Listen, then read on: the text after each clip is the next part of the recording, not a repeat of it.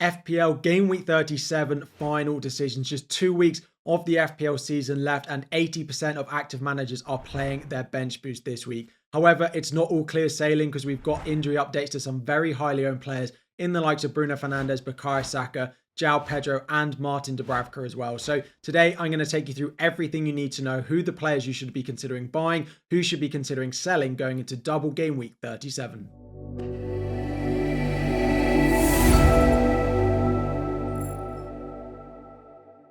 What is up everyone, FPL Harry here. Before we dive in, 1,000 likes is the aim. Subscribe if you are new around here as well. Game Week 37, we knew there were going to be updates going into the deadline that impacted things. Some of them have fallen the way we thought. Some of them have come as a complete surprise. Let's dive in with the most anticipated injury update of the entire week. Bruno Fernandes wasn't pictured in any of the training photos on Wednesday or on Thursday, but apparently he has trained this morning on Friday. He has been out on the pitch, said Erik ten Hag, and he's hoping to have some players back. Now, he didn't actually categorically confirm that Bruno Fernandes was fully available and that he was definitely going to play, but we know Bruno Fernandes' injury record. We know his sort of record of starting games for Manchester United. So with this update, although it wasn't completely concrete, I do think Fernandes will start against Arsenal and then against Newcastle. So you can still sell him if you don't love him as a pick in FPL, but you don't have to worry so much about the minutes he's going to play. He's in my team, and spoiler, I plan on keeping him going into Game Week 37 despite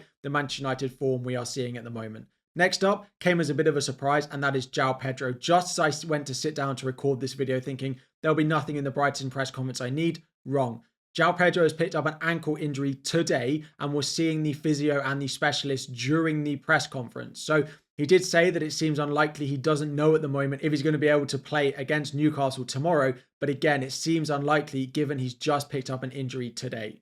That's not great. There are some other cheap forwards which we'll talk about later in the video, but it is a massive, knock to Brighton as a whole, the way they're playing and the amount of injuries they've got at the moment. Then we look at Arsenal. When Arsenal wasn't a team that's massively having focus at the moment with no double this week, but Arteta did imply that there are a few doubts going into this weekend's game away at Manchester United. He then implied that these two doubts were Bukayo Saka and Tomiyasu. Now, personally, I think this is a little bit of mind games and Bukayo Saka will be absolutely fine. We've seen this happen before with him many times, but he did say that he was a bit of a doubt, but I do expect him to start still. Next up, a few more injury updates, all coming from Newcastle, so we'll rattle through them, but they do have a bit of a knock-on effect on some of the other players. First of all is Fabian Schär. We heard that he was out for the season. Eddie Howe has said today that it is possible he plays again this season. However, he did rule him out of the game this weekend against Brighton. Seems that he won't play during the midweek against Manchester United, and he might be back in Game Week 38. He is, potential hold if you need him in Game Week 38, but if you're on bench boost this week, he is still a definite sell. Elsewhere in the Newcastle defence, Kieran Trippier has been back from his, rehab in Dubai, taking full part in training with Newcastle this week. Eddie Howe says he's ready to go. He looks good. Not 100% certain that he's going to start this weekend, apparently, Eddie Howe, but he does look good and he does look ready to go. If you're looking for a Newcastle player and you fancy a differential over Dan Burn, he could be worth a punt, but we know Dan Burn is going to start both games. Kieran Trippier might get one off the bench and one start, but given how crucial he is, he's probably worth a punt if you are chasing rank now. Then we look at Newcastle and Nick Pope. He was on the bench last week and Eddie Howe said today it was clear that going into the Game Week 36 fixture, Nick Pope was not ready to be starting games at all, and it was clear that Dubravka should start that match. However, he has looked much more back to his usual self going into Game Week 37. He's trained well this week. So if you own Dubravka, that should come as a massive red flag for you. Now, does Pope start both in the double? Maybe not. Dubravka might start one, but I would say that I would expect Nick Pope to come back in at some point between now and the end of the season, and I would be surprised if that was just on the final day. Now, we are guessing here. Trying to predict what Eddie Howe does and after his team news is often quite difficult, but I would be surprised if Dubravka starts both in the double with Nick Pope likely to come back in for one of the games. But that being said, if you're looking to sell Dubravka, I'm not sure I'm confident enough that Nick Pope is the replacement because they could easily get one game each.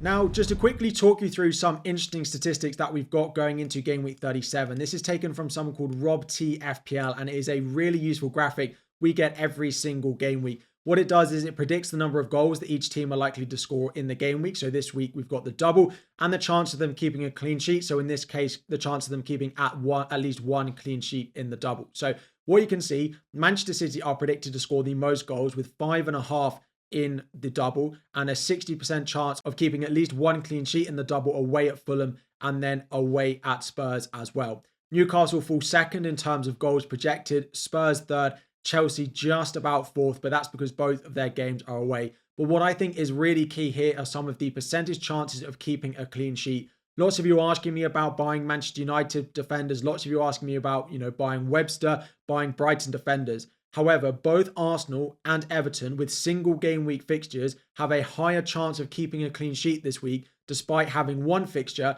and both Manchester United and Brighton having two fixtures. So don't be put off if you're looking for a cheap defender, buying someone like a Branthwaite, going into midfield, buying someone like a Saka, or going into the Arsenal defence, buying someone like a Gabriel, when you could buy a Dalot. Just because they have two fixtures, it doesn't mean that they are more likely to get points this week.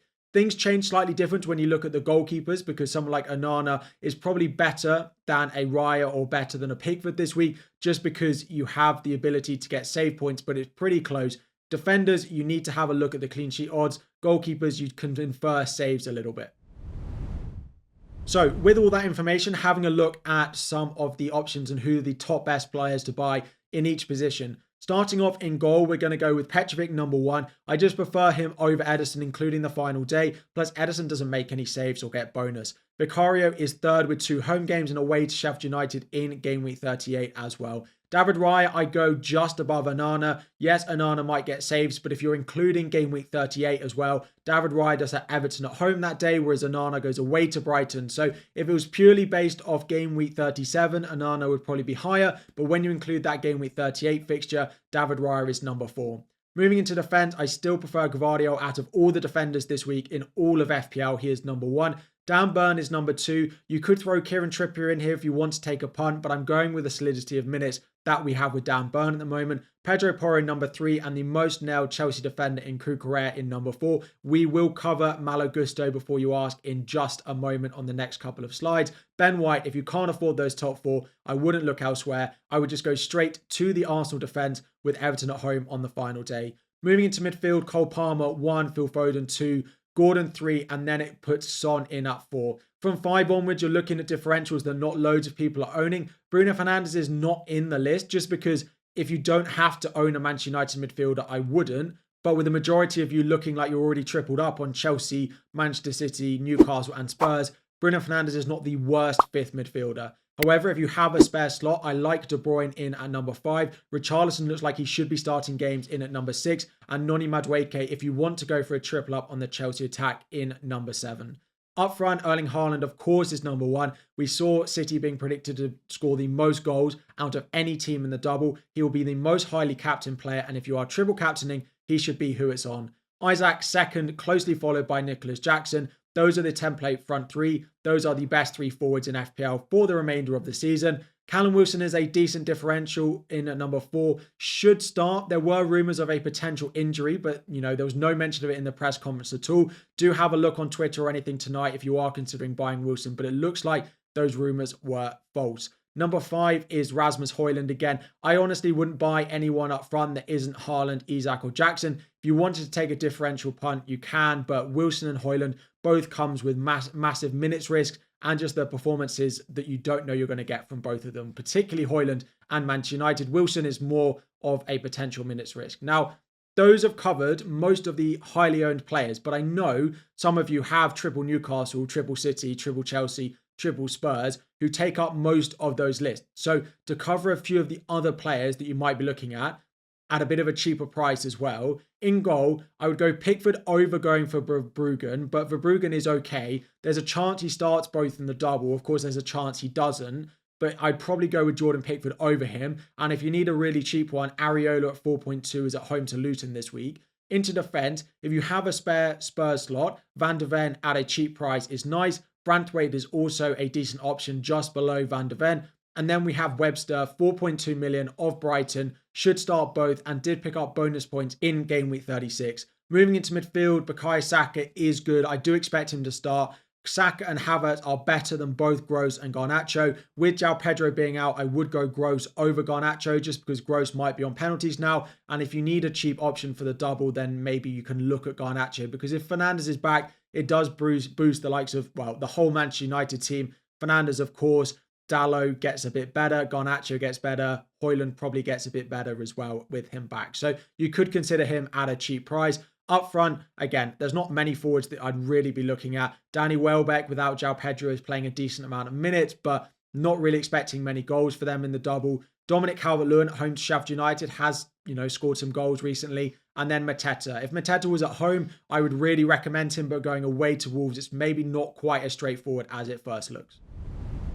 Looking at game week 37, first of all, to talk about chips. Now, the majority of you watching will be playing your bench boost. You can also play your triple captain, and we'll talk about captaincy later on in just a moment. Interesting to look at how many people are going to have doublers on their bench boost versus how many people are just going to have some Arsenal players. So basically, the average person is going to have 27 fixtures going into game week 37. What that means is they have a bench boost active and 3 single game week players on that bench boost. So if you have more than this, you're going to have more players than the average. If you have less than this, you're going to have less players than the average. So the average falls basically at 26 or 27 fixtures in game week 37, of course, with loads of people having doublers and with having the bench boost as well. So the first question is in regards to the bench boost. Should you take hits on bench boost? So yes, if you have players sitting on your bench like Shaw, like Van Heck, like Maguire, who are pretty much ruled out for all of the double, yes, take hits. Now,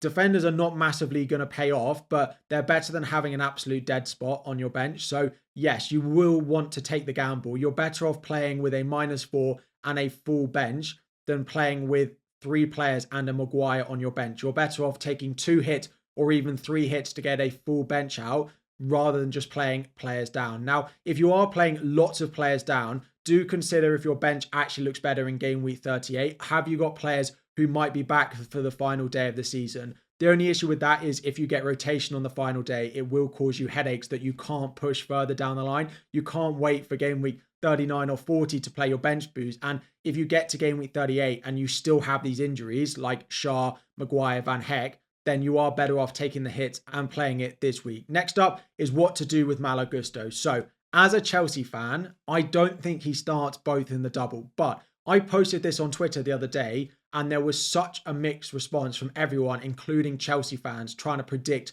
what is going to happen to Gusto. He has been one of our best players this season, but since he's been injured, we've changed system and effectively we're playing 3 centre-backs and Cucurella. I don't think Cucurella gets dropped, so does Gusto play one of the 3 centre-backs role? Do we go back to a flat back 4? I think the realistic estimation is that he probably starts 1 in the double. Changing a team after they've just won 5-0 last weekend doesn't look like the best thing to do, and I don't think it's what Poch will do. So if you have Gusto, the only reason I would be selling him this week, because I don't love a lot of defenders, is if you plan on using that Chelsea spot elsewhere on either Cole Palmer, on Madueke, or on Jackson. If you're going to bring in Petrovic, I probably wouldn't bother. If you're going to bring in, I don't know, a Cucurella, I wouldn't do that either. Like I wouldn't do Gusto to Cucurella using a transfer. There's probably better things for you to use it on. But if you're going to do a Gusto to a, I don't know, a Gvardiol, a Gusto to a Romero, Gusto to practically any other defender, and then bring in Jackson up front, for example, in that situation, yes, I would do that. And I would probably also do the Jackson move for a -4, because I think Jackson is just a much better asset than most of the other forwards and Gusto as well this week. But I wouldn't just sell Gusto to another defender and just not use that Chelsea spot elsewhere. In terms of captaincy and triple captaincy for anyone playing it this week, Erling Haaland is clear number 1. 2 away games, yes, but he is number 1, and I'm not going to even beat about the bush. He is my captain this week, and there is no doubt about that. If you want differentials, Cole Palmer, Isak, and Son all have, merits, all have decent fixtures. Palmer has 2 away games, which I don't love, but Chelsea do need to win games. And he's up for Young Player of the Year. He's just won Player of the Month. He's just won Goal of the Month. He's up for Player of the Year as well. He's looking fantastic. Isak has a good home fixture against Brighton and then away at United, who are conceding so many chances. And then Son has 2 home games and he absolutely hauled against Burnley previously this season. If you wanted another Manchester City option, Foden or De Bruyne, could be decent options if you don't own Haaland. But if you're going to captain a City asset, I don't really understand why you'd back against Haaland if he's in your team. And then finally looking at my team. So I said I would update you this morning in my team selection video after we got updates in the press conferences particularly about Bruno Fernandes. And with Bruno Fernandes looking like he's going to be available for the double, should at least start the Newcastle game, but I'd be surprised if he doesn't start both now. The planned transfers of Ederson to Petrovic, Diego Dalot to Gvardiol with my 2 free transfers is now what I'm pretty certain that I'm going to do, unless we get an injury update for one of my players that I don't know at the moment. That's about the only thing that is likely to change that. Just don't love Ederson. Think Gvardiol is a much better option. Do expect him to start both in the double. Think Petrovic is as good a goalkeeper. And then I don't like the Manchester United defence at all. Don't expect a clean sheet between now and the end of the season, and probably expect them to concede at least 2 goals in all of their remaining games, particularly both of those in game week 37. So that's minus points for conceding the second goal. So I'm relying on Dalot to get some attacking returns, which, yeah, he can do. And, he has the ability to do it, but he is playing against 2 teams who are not bad defensively at the moment. So Ederson to Petrovic, Dalot to Gvardiol is the plan. That will leave me enough money in game week 38 to do either Gordon or Fernandes to either Havertz or Bukayo Saka, tripling up on Arsenal at home to Everton on the final day. As I said in the captaincy section, Erling Haaland is captain. Cole Palmer, who is my number 2 in my captaincy, is my vice captain this week. That is all for the second last final decisions of the season. Game week 37 is here. It is the double game week, the big double game week, the last real opportunity we've got to make rank, unless you want to take some differential punts going into game week 38, the final week of the season. There will, of course, be a 2-hour deadline stream on Saturday morning from 9 a.m. until 11 a.m. the 2 hours in the build up to the deadline. Reminder though, if you are considering buying Manchester City players, they are the 12:30 kickoff. Now, the sources have been wrong a few times recently, so we will take that with a pinch of salt, but I will be bearing it in mind. I will be buying Gvardiol most likely this week, and I will definitely be waiting up until that deadline on Saturday morning, despite potential price changes tonight, just to make sure we hopefully get some good news going into the deadline. Thank you all so much for watching. Leave any questions that this video doesn't answer in the comment section. The stream has also been scheduled, so click the link above, set notify for when that stream goes live, and we can answer all of your questions over there as well. 1,000 likes is the aim. Subscribe if you are new around here, and I'll be back again very soon.